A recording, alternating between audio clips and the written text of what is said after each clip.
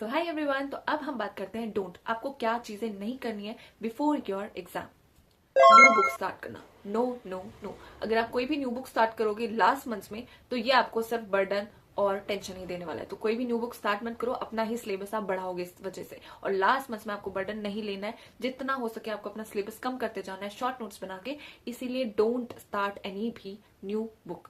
Second, new notes making. जितना notes बढ़ाते जाओगे लास्ट मंथ्स में ना तो दिक्कत करेगा, इसीलिए आपको जितना करा है उस पे ही ट्रस्ट करो और उसी को ही रिवाइज करते रहो बार बार। तो आपको कोई भी नया कंटेंट ऐड नहीं करना है लास्ट मंथ में। बाकी अगर हाँ किसी पे बहुत ज्यादा टाइम है, अभी अगला नॉट सेट दे रहे हैं तो वो कर सकते हैं, ऑब्वियसली वो करेंगे। लेकिन जो अभी जिनका अभी ही नॉट सेट है तो उनको मैं सजेस्ट करूंगी कि नए नोट्स अब बनाना बंद कर दो, जितना है उसी को बार बार बार रिविजन करो। Fourth thing is ignoring MCQ analysis. तो आपको नहीं करना है, बिल्कुल इग्नोर नहीं करना है अपने एमसीक्यू एनालिसिस।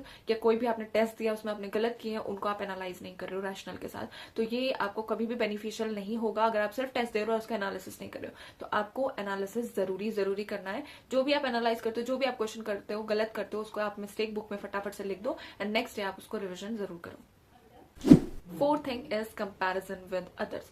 कभी भी अपने आप को कंपेयर किसी से भी मत करना, कभी भी अपनी कोचिंग का कंपैरिजन किसी भी कोचिंग से मत करना, कभी भी अपने नोट्स का कंपैरिजन किसी के भी नोट से मत करना। देखो बहुत ही बेकार होता है, मैंने करा है इसलिए मैं आपको सजेस्ट कर रही हूँ मत करना। ये आपको टेंशन के सिवा कुछ नहीं देगा।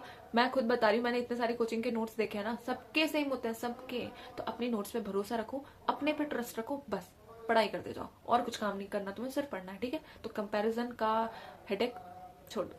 Fifth thing is over highlight. आपको जो चीजें इंपॉर्टेंट है ना सिर्फ उसको हाईलाइट करो। ऐसा सब कुछ हाईलाइट करने की कोई जरूरत नहीं है, बुक को कलरफुल बनाने का कोई फायदा नहीं होता। तो सिर्फ जो इंपॉर्टेंट चीज है उसको हाईलाइट करना सीखो, ताकि जब आप रिवीजन करो तो आप सिर्फ उन हाईलाइट्स को पढ़ो। वरना अगर आप बहुत सारी चीजें ऑलरेडी हाईलाइट कर दोगे, फालतू की भी चीजें जो चीजें छोड़ने के लिए बनी होती है उनको भी आप हाईलाइट कर दोगे तो आप पे बर्डन पड़ेगा। इसीलिए आपको वो सब चीजें क्या है हाईलाइट नहीं करनी है जो इंपॉर्टेंट नहीं है। लास्ट थिंग इज सिर्फ एमसीक्यू प्रैक्टिस करना। तो ये नहीं करना है आपको, मैं आपको डोंट्स बता रही हूँ कि आपको क्या क्या चीजें नहीं करनी है। तो सिर्फ एमसीक्यू पे ध्यान मत देना, लास्ट टाइम में आपका थ्योरी, आपका रिवीजन भी इंपॉर्टेंट होता है। क्योंकि लास्ट मिनट में आपका जब आप कॉन्सेप्ट लगाओगे ना, आपका उस टाइम थ्योरी काम आएगा ना कि सिर्फ एमसीक्यू। इसीलिए लास्ट मंथ में सिर्फ एमसीक्यू प्रैक्टिस पे ध्यान मत देना, रिविजन पे भी और थ्योरी पे भी ध्यान देना। तो all the best, bye bye.